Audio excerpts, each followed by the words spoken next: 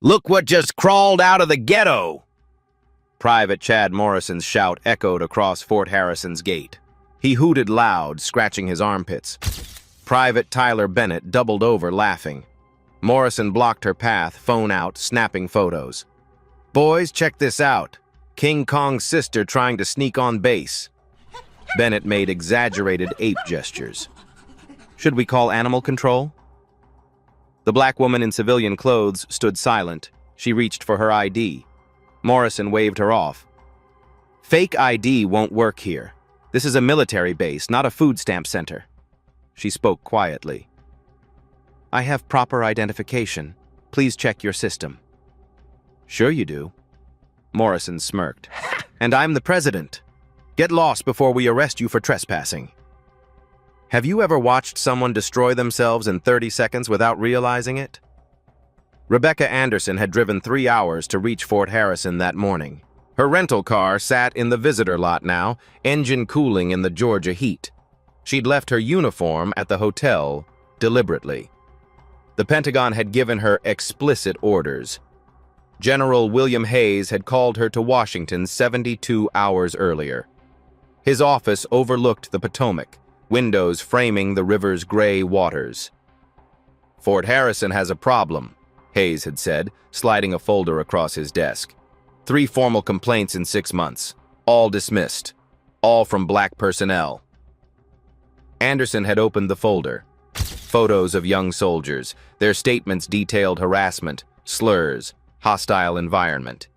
Each report ended the same way. No action taken. Insufficient evidence. Complainant counseled on sensitivity.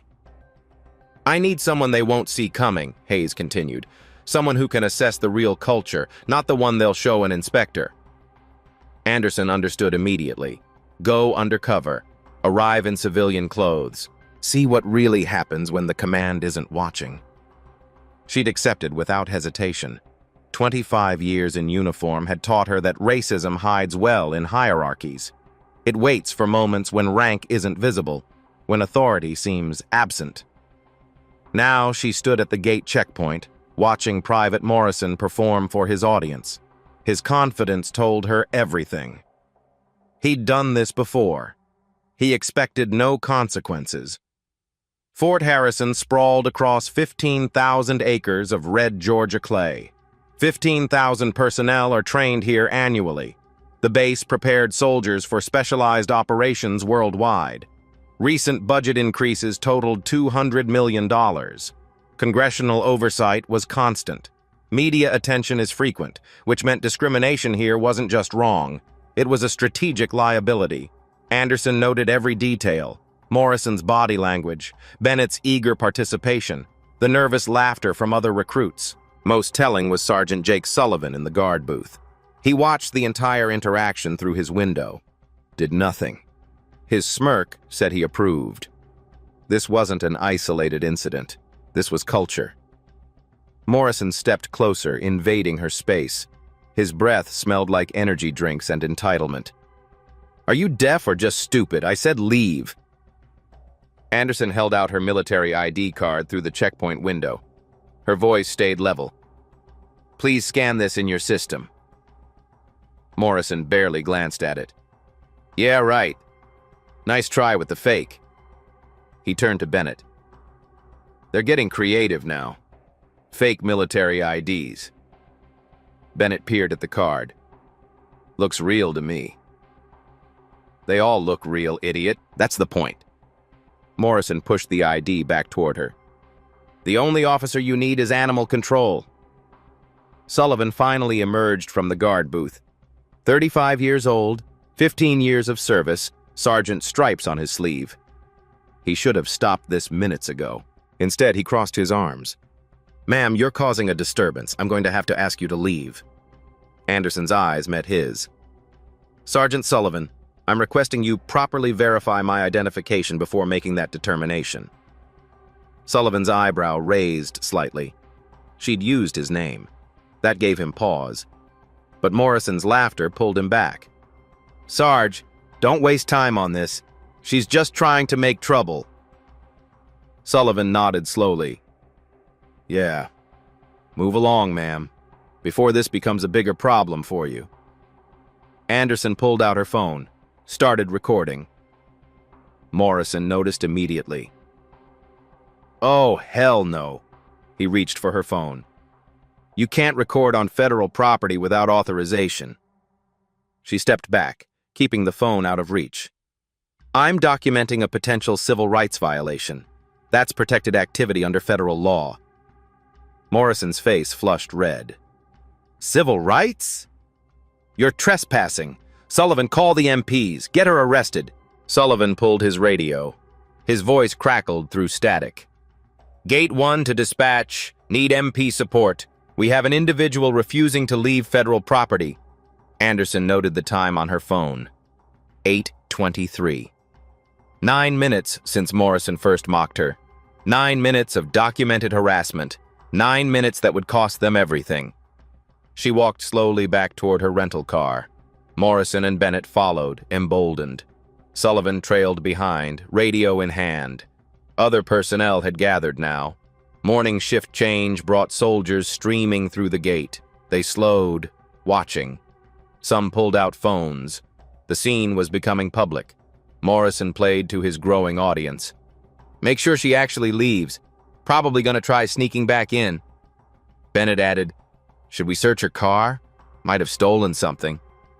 Anderson reached her vehicle, unlocked it, sat in the driver's seat, left the door open. She wasn't leaving. She was waiting for the military police, for witnesses, for the system to reveal itself completely. Because General Hayes hadn't just sent her to observe. He'd sent her a document, to build a case so airtight that denial became impossible. Morrison stood in front of her car now, blocking her exit. He planted his feet wide, arms crossed, the victor savoring his win. He had no idea he'd already lost everything. The military police arrived in 2 vehicles, lights flashing red and blue. Sergeant Marcus Harris stepped out first, adjusting his duty belt. Corporal Emma Davis followed, notepad ready. Morrison rushed toward them, voice urgent. Sarge, thank God. This woman's been trying to force entry for 20 minutes, refused multiple lawful orders to leave. Harris scanned the scene. Dozen soldiers watching. A woman sitting calmly in a rental car. Morrison was sweating despite the morning cool. What exactly happened here, Private? She approached with fake military credentials. When I told her to leave, she became aggressive, started recording us, making accusations. Bennett nodded hard. It's true, Sergeant. We followed protocol exactly. Sullivan added his authority. I witnessed everything. Private Morrison acted appropriately. This individual is trespassing. Harris walked to Anderson's car. She remained seated, hands visible on the steering wheel. Ma'am, step out of the vehicle. Anderson complied smoothly. No sudden movements. She stood relaxed, feet shoulder-width apart. May I see your identification? She handed him her military ID card. Harris examined it under the morning sun. His expression shifted. This appears legitimate, ma'am. Morrison interrupted. It's fake, Sarge.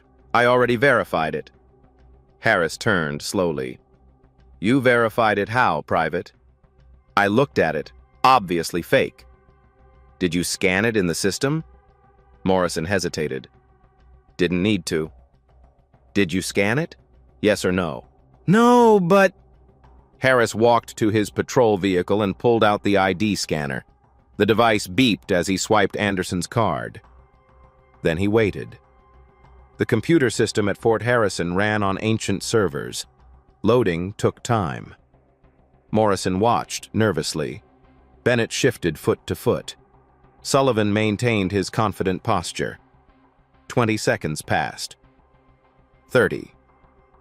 45. The crowd grew larger. Morning formation was in 15 minutes. Soldiers detoured to watch. Some pulled out phones, recording.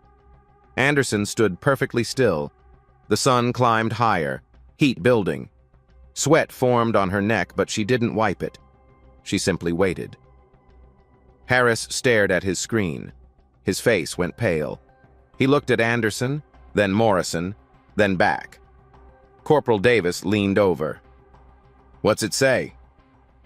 Harris stepped out and approached Sullivan. His voice dropped low. "Sarge, we have a problem." Sullivan's confidence cracked. "What kind of problem?" "The kind that ends careers." Harris showed him the screen. Sullivan read. His mouth opened, closed. No words came. Morrison couldn't stand it. "What? What does it say?" Harris ignored him. He turned to Anderson, his posture shifting to attention. "Ma'am, I apologize for the delay." "Don't." Anderson's voice cut clean. "I want to know exactly what Private Morrison told you." Harris glanced at Morrison. "He said you attempted unauthorized entry with fraudulent credentials. And you believed him without verification?" "I followed the assessment of gate security personnel." "Which means you trusted his word over proper procedure." Harris had no response. Anderson continued. "Corporal Davis, document the following. At 0814 hours, I approached with valid military identification. Private Morrison refused to verify it. Instead, he made monkey gestures and hooting sounds. He took my photograph and posted it to social media. When I requested proper verification, he called me stupid and deaf. Sergeant Sullivan witnessed this and ordered me to leave." Davis wrote frantically. Morrison exploded. "That's not what happened. She's lying." Anderson pulled out her phone. "Would you like to see the video? I have 9 minutes of footage." Sullivan stepped forward. "Ma'am, let's discuss this reasonably. These young men made an error in judgment." "An error?" Anderson's voice stayed level. "Sergeant, if a white woman in civilian clothes approached this gate, would Private Morrison have made monkey sounds at her?" Silence. "Would he have called her ghetto trash?" More silence. Sullivan tried differently. "With respect, ma'am, rank has to be visible for respect to apply." "To what? Treat human beings with basic dignity? That's conditional on uniforms?" The crowd had swelled to 30 soldiers. Every word carried. This was public education now. Harris made a decision. "Ma'am, I need to call this in to the duty officer." "Excellent idea." Harris returned to his vehicle. His radio crackled. "Gate 1 to base operations. Need the duty officer immediately." While they waited, Morrison deleted his social media post frantically. But screenshots lived forever. 20 recruits had already shared it. Bennett looked sick. "Morrison, what did that screen say?" Morrison ignored him, hands shaking. Sullivan moved closer to Anderson. "Ma'am, I'm asking you. Let's handle this quietly. No need to blow this up." "I'm not an NCO, Sergeant." Sullivan blinked. "Ma'am? And we're not handling this quietly. We're handling this correctly." A black SUV pulled through the gate fast. Captain Elena Foster stepped out, uniform crisp, expression confused. She'd received a cryptic text. "Problem at Gate 1. Anderson." Foster froze when she saw the scene. "Colonel? What's going on?" Morrison laughed. Actually laughed. "Lady, I don't know what game you're playing, but that's not a colonel." Foster stared at him. "Private, that's Colonel Rebecca Anderson. She's the base commander." The words landed like artillery. Morrison's laugh died. Bennett's face went gray. Sullivan's posture collapsed. Harris closed his eyes briefly. "Ma'am, I sincerely apologize." "Save it." Anderson's voice stayed calm. "Corporal Davis, add to your report. Despite proper identification, 3 soldiers chose to believe I was a criminal rather than a commander. They chose mockery over verification." Foster approached, still processing. "Sir, I don't understand. Why are you in civilian clothes?" "I'm conducting an assessment, Captain, evaluating how this base treats people when they think rank isn't present." Foster looked at Morrison, at Sullivan. Understanding spread across her face. "Oh my God." "Indeed." Anderson turned to Harris. "Sergeant, I want Private Morrison, Private Bennett, and Sergeant Sullivan confined to barracks immediately. Full restriction pending investigation. Harris snapped to attention. Yes, ma'am. Morrison found his voice. You can't do this. This was entrapment. Anderson's eyes fixed on him. Cold. Steady. I provided valid identification. I spoke respectfully. I followed every regulation. You chose your actions, Private. Nobody set you up. But I didn't know. You didn't know I had rank. So you felt free to treat me as subhuman. Let me be clear. If you'd treated any person this way, regardless of their position, it would be wrong. The fact that I'm your commander simply makes it formally punishable. Bennett spoke up, voice breaking. Ma'am, I'm sorry. Morrison was doing it and I didn't want to. Didn't want to do what? Be different? Stand alone? Have integrity? That's not an excuse, Private. That's a confession. Sullivan tried once more. Colonel Anderson, these boys are 22 years old, from small towns. Stop. Anderson's command voice cut through. Stop making excuses for racism. They chose to mock. They chose to humiliate. They chose to post it online. Those were decisions, Sergeant, and decisions have consequences. She turned to Foster. Captain, I want a full formation called. Every soldier on this base, 1,600 hours, base theater. Attendance is mandatory. Foster nodded, pulling out her phone. Yes, sir. Anderson addressed the crowd. 30 faces. Some were shocked. Some are ashamed. Some recording everything. Let this be clear to everyone watching. Fort Harrison has a new standard as of today. Dignity is not conditional. Respect is not optional. And racism will not be tolerated in any form. She paused. I'm your commander, but I'm also a black woman. If you can't respect both those facts simultaneously, you're in the wrong uniform. Harris escorted Morrison, Bennett, and Sullivan toward the MP vehicles. Morrison walked like a man already convicted. Bennett cried openly. Sullivan's face showed nothing.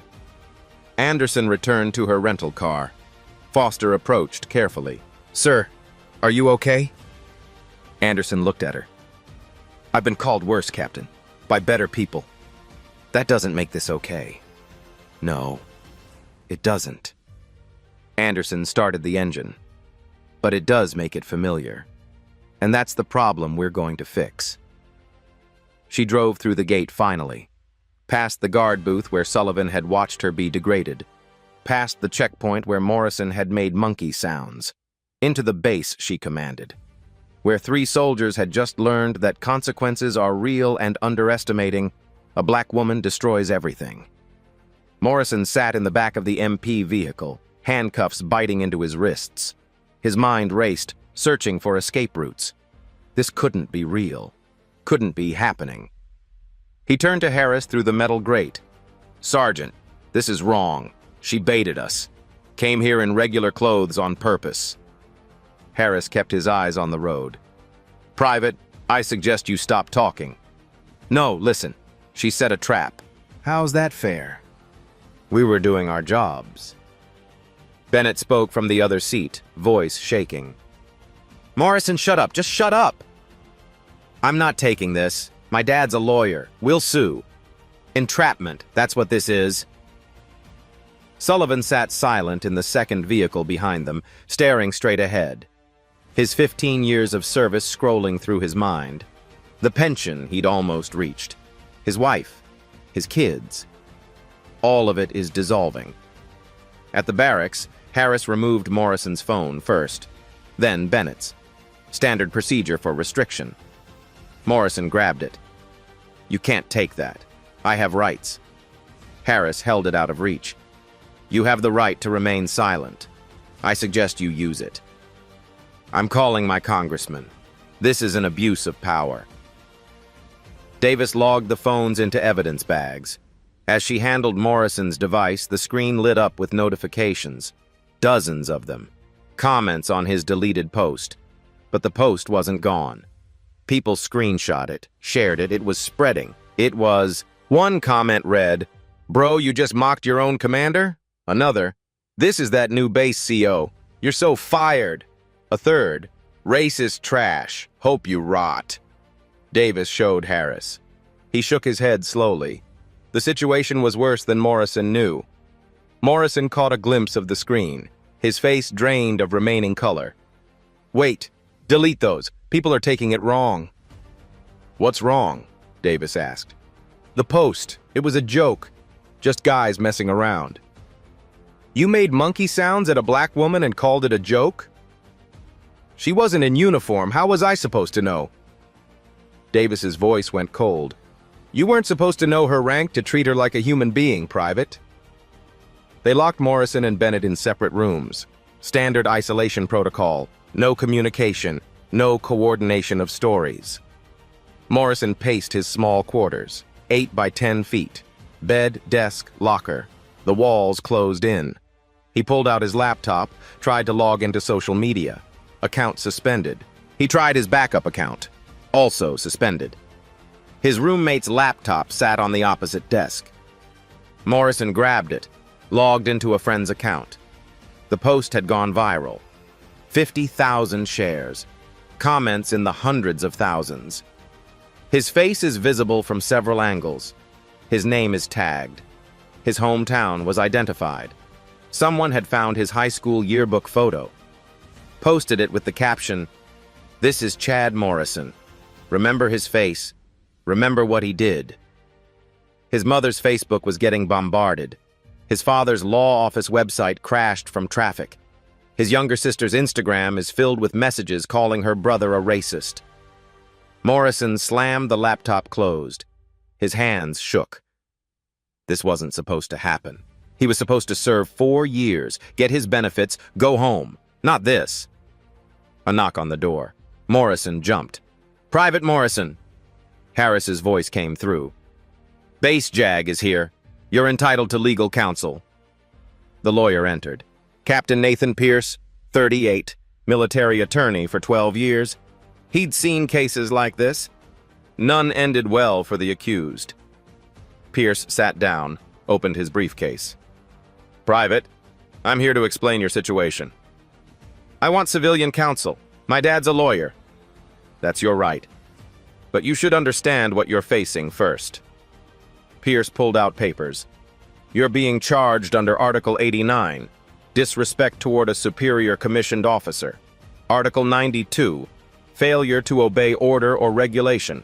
Article 134, conduct unbecoming. Additionally, there will likely be federal civil rights violation charges."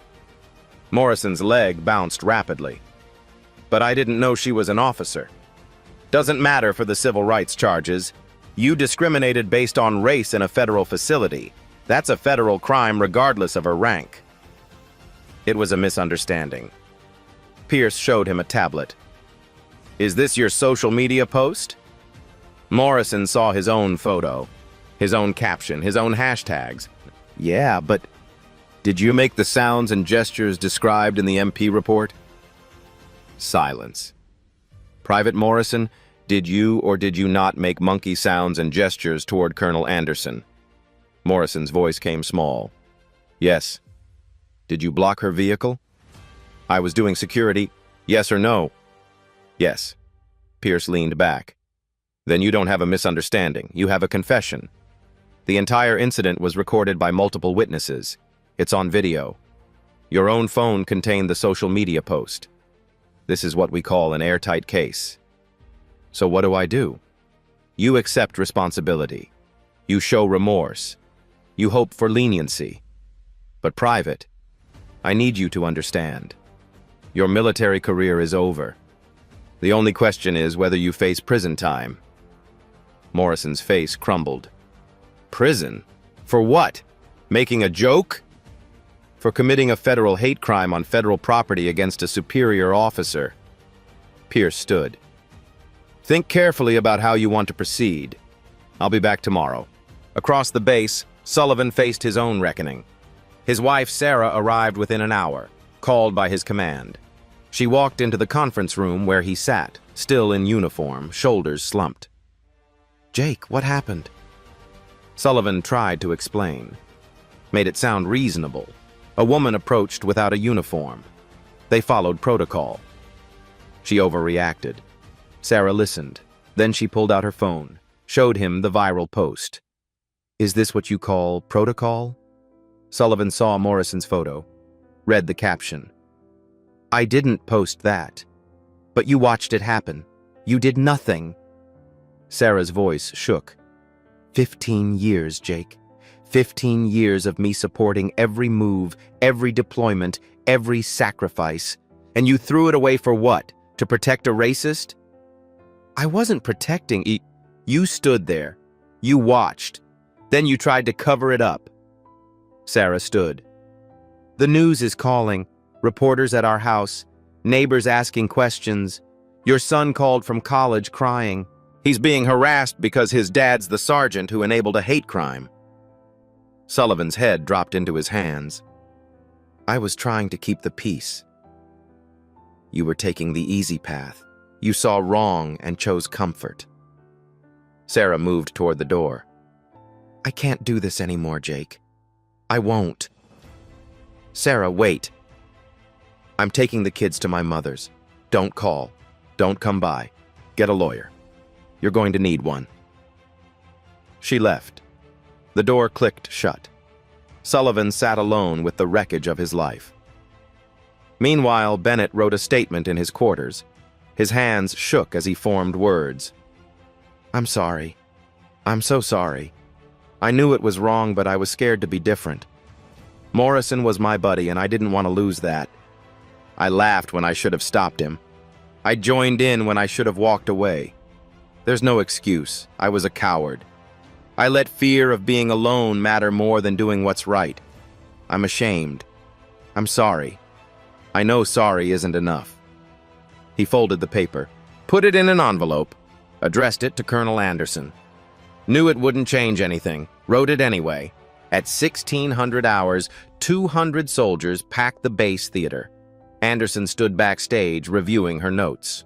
Foster stood beside her. Sir, are you sure about this? Making it public? Anderson looked at her. Captain, what happened this morning happens every day on bases across this country, usually in smaller ways, usually without witnesses, usually without consequences. Today we have video evidence, multiple witnesses, and a clear chain of custody. This is our chance to set a standard. Some people will say you're being too harsh. Some people will always say that. Anderson straightened her uniform. But the soldiers who've suffered in silence, the ones who filed complaints that got dismissed, they'll know someone finally listened. That matters more. She walked onto the stage. The room fell silent instantly. She wore her full dress uniform now. 25 years of ribbons, combat deployments, leadership awards, the Bronze Star, the Purple Heart. She stood at the podium and began. At 0814 hours today, I was denied entry to my own base. The room stayed silent. She pressed play on the video. Morrison's voice filled the theater. Look what wandered in from the jungle. The monkey sounds echoed through the speakers, the hooting, the laughter. This ain't the zoo, sweetheart. Soldiers shifted uncomfortably. Some looked down. Others stared at the screen, horrified. The video continued. 9 minutes of harassment. 9 minutes of mockery. 9 minutes that would change Fort Harrison forever. When it ended, Anderson spoke into the silence. I am Colonel Rebecca Anderson. I command this installation. I have 25 years of service to this country. I've deployed to combat zones. I've led soldiers in war. I've earned every rank, every ribbon, every position through merit and sacrifice. She paused. This morning I was treated as less than human by soldiers under my command. She showed Sullivan's attempt to confiscate phones. Wright's suggestion of mutual fault. The text messages are planning to teach her a lesson. This isn't about me. It's about every soldier of color who's experienced this. Every person who's been judged by their skin before their character. Every time someone chose assumptions over dignity. The room remained frozen. Private Morrison, Private Bennett, and Sergeant Sullivan are confined pending court-martial. They will face the full weight of military justice. Not because I'm vengeful, but because actions have consequences, and racism will not be tolerated at Fort Harrison. She let that sink in. If you cannot serve alongside people who don't look like you with respect and dignity, you are in the wrong profession. This is not negotiable. This is not optional. This is the standard. Anderson looked across the faces. Anyone who has experienced discrimination here, file a report. It will be investigated properly. Anyone who witnesses it, document it. You will be protected. That's my promise. She stepped back from the podium. The room erupted, not in applause, in murmurs, whispers, the sound of a culture cracking open. Anderson let the silence stretch. 200 soldiers sat motionless, eyes locked on the screen where Morrison's face remained frozen mid-laugh. She walked to the front of the stage. No podium between her and them now. Private Morrison, stand up. Morrison rose from his seat in the front row. His legs shook. Every eye turned to him. You mocked me. You called me a monkey. You blocked my vehicle. You posted my humiliation online for entertainment. Morrison's voice cracked. Ma'am, I didn't know. You didn't know I was your commanding officer. But you knew I was a human being. You knew I deserved basic respect. That should have been enough. She turned to Bennett. Private Bennett, stand! Bennett stood, tears already streaming. You participated. You laughed. You made the sounds with him. You said nothing when you could have shown integrity. You chose belonging over doing right. That's cowardice. Bennett's shoulders shook. I'm sorry. I'm so sorry. Sorry. Don't erase the video. It doesn't restore my dignity. But it's a start. She turned to Sullivan. Sergeant Sullivan, stand. Sullivan rose slowly, face blank. You enabled them. Then you attempted to cover it up. You intimidated witnesses. You tried to confiscate evidence. Anderson moved directly in front of him. You wore those stripes for 15 years. You knew better. Sullivan's mask cracked. I was protecting the base reputation. You were protecting racism. The words echoed. Sullivan had no response. Anderson pulled out a document. The charges are as follows. Private Morrison, Article 89, disrespect to superior commissioned officer. Article 92, failure to obey lawful order. Article 134, conduct unbecoming. Federal civil rights violations. Morrison's knees buckled. Harris caught his arm. Private Bennett, Articles 89, 92, 134. Bennett nodded, accepting his fate. Sergeant Sullivan, Article 92, Article 93, cruelty and maltreatment. Article 107, false official statements, obstruction of justice. Federal charges for destroying evidence. Sullivan's face went gray. His pension, his retirement, his family, all gone. All three of you are suspended from all duties pending court-martial. Security clearances revoked. Base access terminated. You will be escorted from this facility within the hour. Anderson turned to the wider audience. Some of you think this is harsh, that I'm overreacting. Let me show you something else. The screen changed. Morrison's social media history appeared.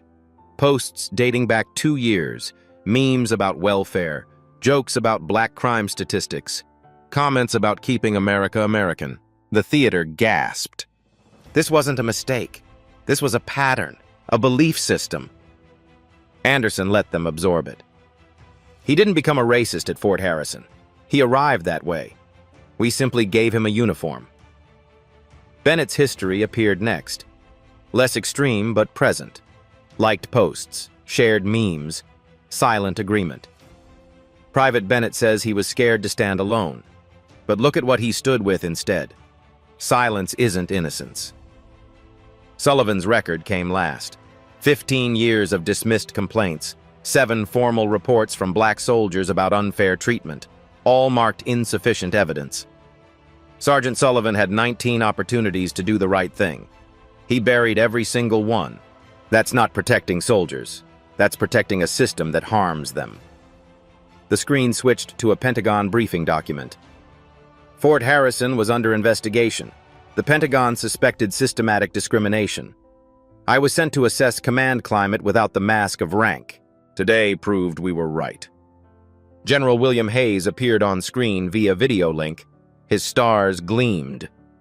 Fort Harrison will become a model for equality, or it will be restructured entirely. Colonel Anderson has full authority to implement whatever changes are necessary. Anyone who resists will be reassigned. His image disappeared. Anderson pulled out another document.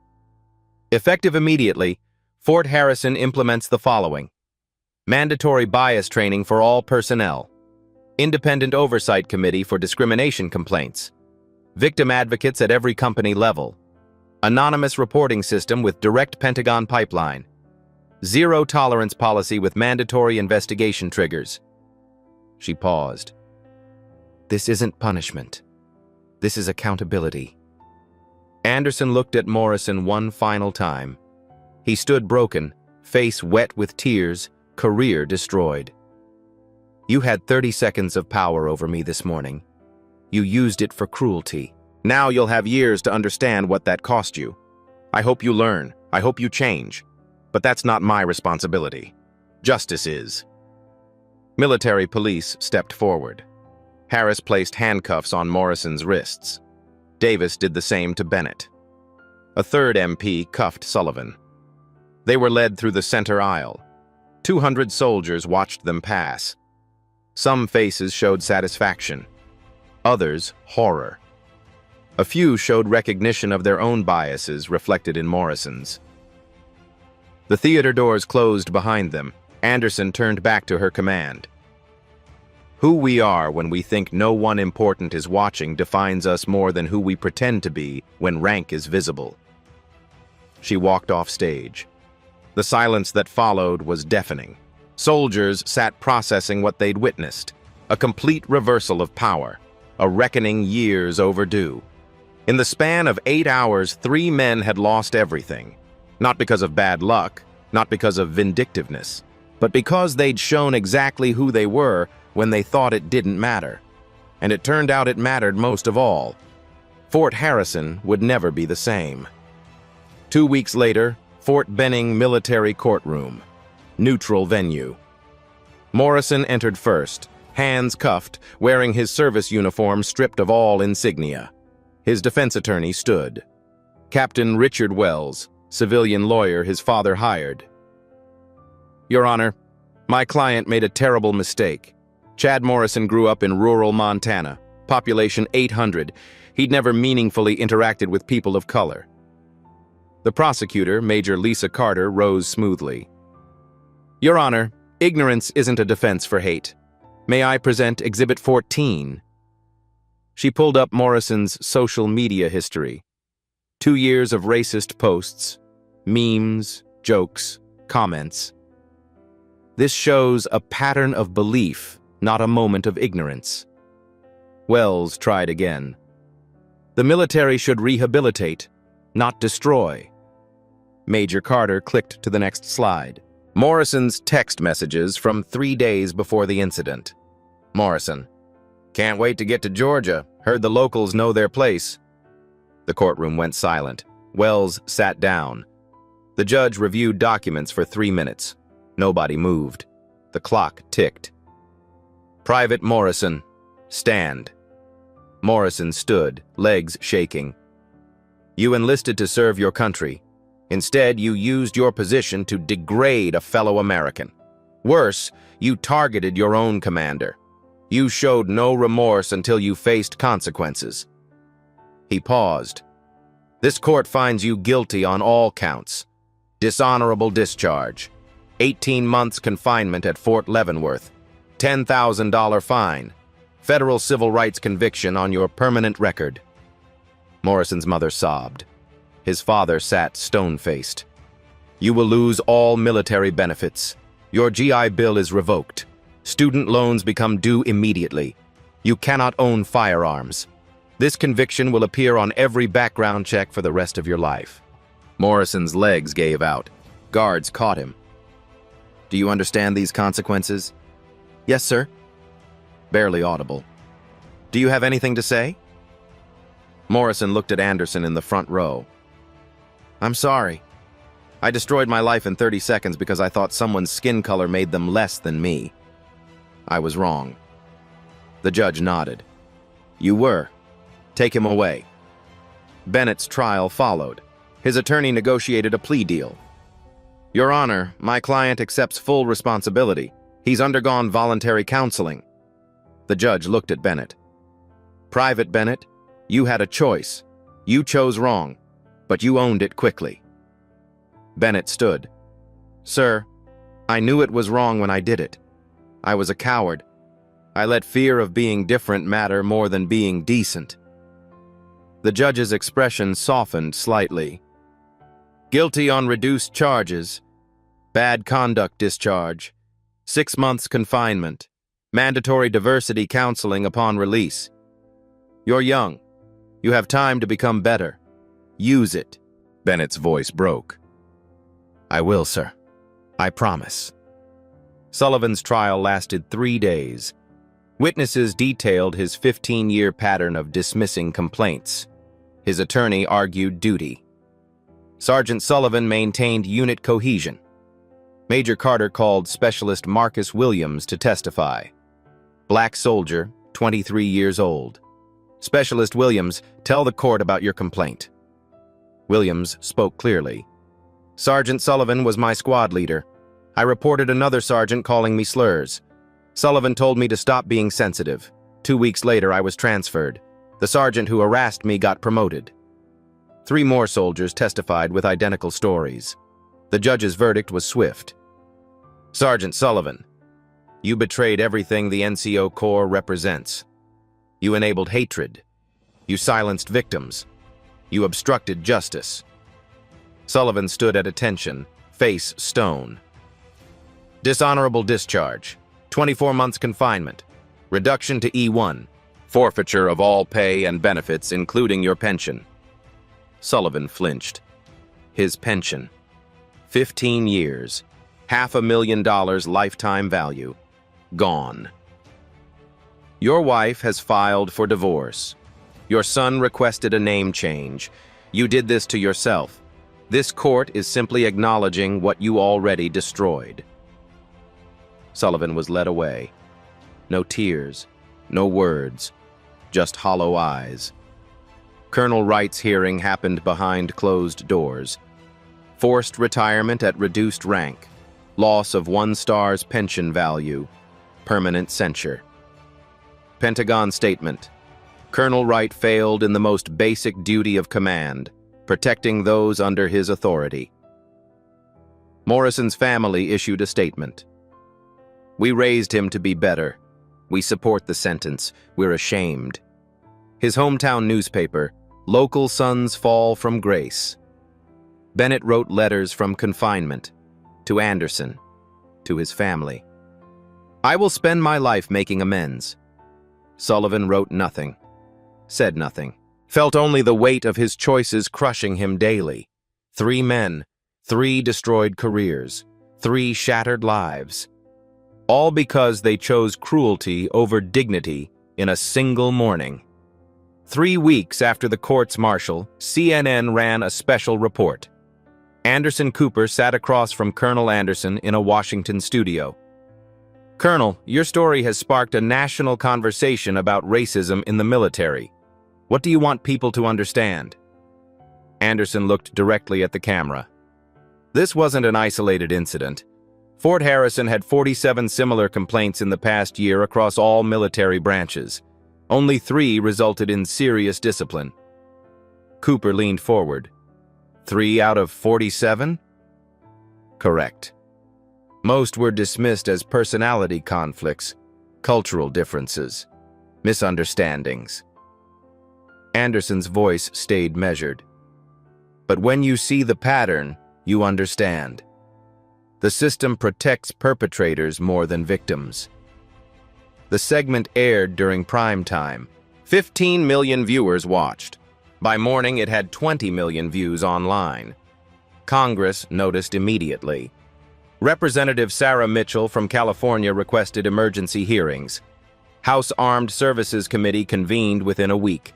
Anderson testified under oath. Television cameras captured every word.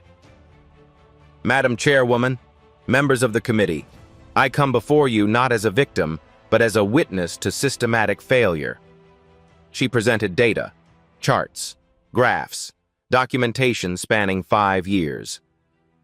In 2020, the military received 412 formal discrimination complaints from black service members. 63% were dismissed without investigation. Of those investigated, only 8% resulted in disciplinary action. Representative James Collins from Texas interrupted, "Colonel, don't some complaints lack merit?" "Some do, Congressman. But when 63% are dismissed without investigation, we're not separating valid from invalid. We're simply ignoring them." She clicked to the next slide. In civilian federal agencies, 32% of discrimination complaints proceed to formal investigation. In the military, 12%. We hold ourselves to a lower standard than the institutions we protect. The committee room buzzed. Anderson continued. Private Morrison didn't become a racist at Fort Harrison. His social media showed 2 years of hatred before enlisting. Our screening process missed it. Either way, we failed. Representative Mitchell spoke. What changes would you recommend? Mandatory independent oversight of all discrimination complaints, fast-track investigations with 30-day completion requirements, victim advocates at every installation, anonymous reporting systems that bypass the chain of command, and consequences for leaders who enable discrimination. She paused. Sergeant Sullivan dismissed 19 complaints in 15 years. He was promoted 3 times during that period. We rewarded his silence. That has to end. The hearing lasted 6 hours. By evening, the Secretary of Defense issued a statement. The Department of Defense will implement Operation Equal Service. Colonel Anderson will lead the task force. Changes came swiftly. Within 60 days, new protocols rolled out military-wide. Independent oversight committees established at every major installation, staffed by civilian experts with no command relationships to the accused, victim advocates assigned, trained specialists who guided complainants through the process, anonymous reporting systems launched, complaints filed directly to Pentagon investigators, bypassing local command, investigation timelines mandated, 30 days for preliminary findings, 90 days for completion, no exceptions without written justification, promotion boards restructured, officers and NCOs required to demonstrate inclusive leadership, past discrimination complaints reviewed during promotion consideration. But the media coverage didn't stop with policy changes. 60 Minutes produced a special episode. Racism in the Ranks, the Colonel Anderson story. They interviewed Anderson, showed the gate footage. Morrison's monkey gestures played on national television. The segment interviewed other soldiers, Black, Hispanic, Asian, all with similar stories, all dismissed, all silenced. One sergeant described being called slurs daily for 6 months. His complaint marked insufficient evidence despite witnesses. Another described being passed over for promotion repeatedly while less qualified white soldiers advanced. His complaint was labeled personality conflict. A female captain described harassment combined with racial slurs. She was counseled for lack of resilience. 60 Minutes showed Morrison in prison. Orange jumpsuit, hollow eyes, broken. I thought it was funny, Morrison told the interviewer. I didn't see her as a person. I saw her as less than. That's the truth I have to live with now. The segment ended with Anderson at Fort Harrison, walking through Dignity Gate, the new name for the checkpoint. A bronze plaque mounted there. Enter with honor, serve with integrity, respect all who sacrifice. Anderson touched the plaque. This is for every soldier who's been made to feel less than. Every person who filed a complaint was ignored. We see you. We believe you. We will act. The episode drew 22 million viewers. Highest-rated news program of the year. Social media exploded. Hashtag Colonel Anderson trended worldwide for 3 days. Hashtag DignityGate became a movement. Veterans shared their stories. Hundreds, then thousands. The dam broke. A Black Navy commander described 20 years of subtle discrimination, finally resigned in frustration. A Hispanic Army major detailed being asked repeatedly if he was legal despite being born in Texas. An Asian Air Force captain described being told she got her position because of quotas, not merit. Despite graduating top of her class, the stories poured in. Undeniable, overwhelming, systematic. Congress responded with legislation. The Military Justice Improvement Act expanded. Mandatory training on implicit bias. Required diversity metrics in evaluations. Established civilian review boards. President's statement from the Oval Office. This behavior has no place in our military or our nation. We defend freedom abroad. We must practice equality at home. Fort Harrison transformed completely.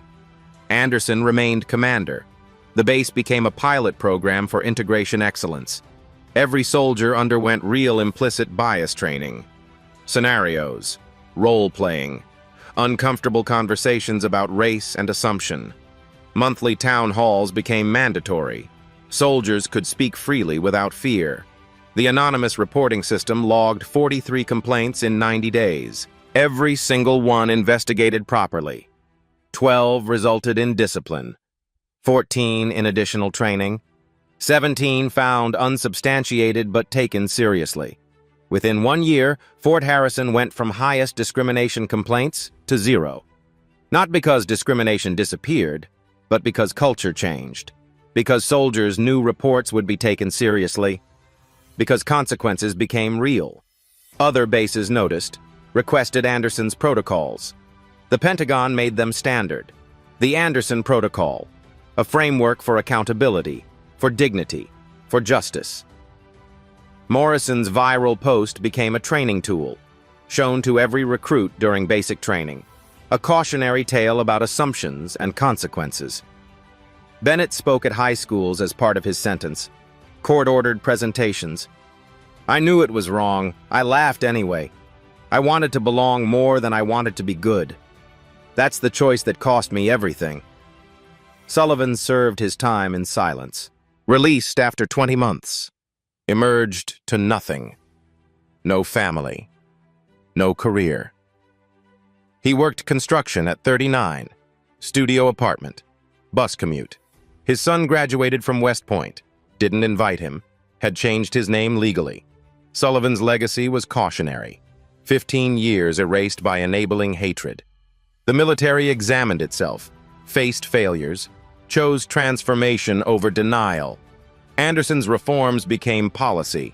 Her courage became standard 6 months later. Colonel Anderson's office at Fort Harrison.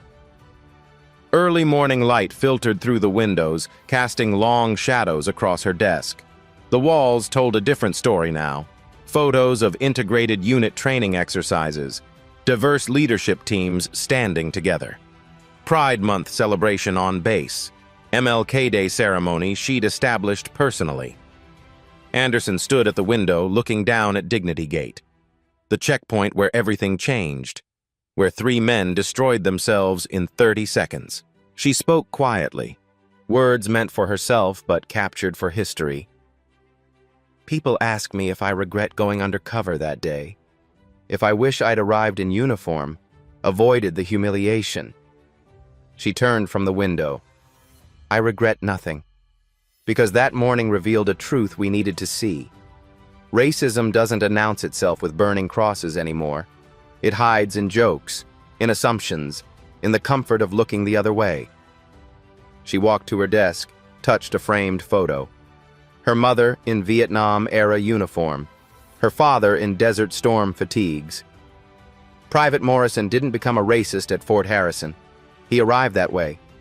We simply gave him a uniform and authority. Sergeant Sullivan didn't wake up deciding to protect hatred. He'd made those small choices 1,000 times before in smaller moments. Anderson sat down, hands folded. The system failed because good people stayed silent. Because "it's not that bad" became permission. Because "boys will be boys" excused what should have been inexcusable. She looked directly ahead, as if seeing through the camera to everyone watching. But here's what I learned. Justice isn't about revenge. It's about accountability. It's about saying clearly and loudly that some lines cannot be crossed without consequence. Her voice strengthened. Those men lost their careers, their futures, their honor. They did that themselves the moment they decided another human being was less than them. I didn't take anything from them. I simply held up a mirror. Text appeared on screen, white letters on black background. In 2024, the military reported 1,200 plus racial harassment incidents. Only 4% resulted in discharge or prison time. The Anderson case changed that. Today, accountability is mandatory, not optional. The text faded. Anderson continued. Morrison serves 18 months in Leavenworth. He's unemployed now, living with his parents at 24. Applies to jobs constantly. Background checks reveal his federal conviction. No one calls back. She didn't smile, didn't gloat, just stated facts. Bennett works retail, paying his debt. He's enrolled in community college, studying social work. Says he wants to help people avoid his mistakes. I hope he means it. Her expression hardened slightly. Sullivan lost everything. His pension, his family. His children won't speak to him. He works construction for minimum wage, lives alone. That $500,000 pension he threw away? He thinks about it every single day. Anderson stood again, moving to the window. Fort Harrison is different now. We're a model base, lowest discrimination complaints in the military, not because we're perfect, but because we chose accountability over comfort. She turned back. I was promoted to Brigadier General last month. I now lead the Pentagon's diversity initiative. The Anderson Protocol is standard across all branches, every base, every ship, every installation. Her voice softened. But change requires all of us. To those who stay silent, your silence is a choice. It's the wrong one. To those who face injustice, document everything. Stay calm. Trust the truth. To those who lead, you set the culture. You enforce the standards. There's no neutral position on racism. Anderson walked back to her desk, picked up her cover, placed it on her head. And to everyone watching this, the military isn't broken. America isn't broken. We're learning, growing, becoming who we're supposed to be. But that only happens when we refuse to accept that's just how it is. She moved toward the door. That morning at the gate, I could have shown my rank immediately, avoided everything. But then we'd never have known who they really were, what they really believed. Sometimes you have to walk through the fire to see where the smoke's coming from. She paused at the door, hand on the frame. I walked through it, and on the other side was justice. The screen shifted to a final message. If this story moved you, share it. Not for me. For the next person who needs to know that dignity matters more than rank, honor matters more than hierarchy, and justice will always find its way to truth. Comment with your own story. When did you witness injustice? What did you do? Subscribe to Black Voices Uncut for more stories of justice served, wrongs righted, and truth that always comes to light. Because these aren't just stories. They're reminders that we all have a choice.